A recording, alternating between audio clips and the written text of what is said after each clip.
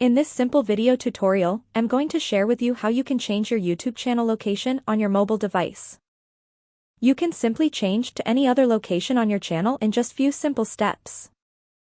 To do this, just head into your Google Chrome, it can be any other browser.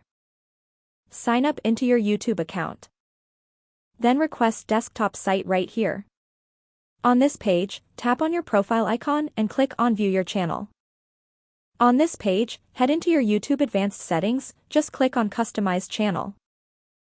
Inside your Advanced Settings, tap on the Settings icon on your bottom right.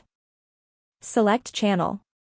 Then click right here to choose any country of your own choice. Then after tap on Save and your channel location will get changed successfully. That's how easy it is to change your YouTube channel country location on mobile. If you have any questions, just let me know in the comments section down below.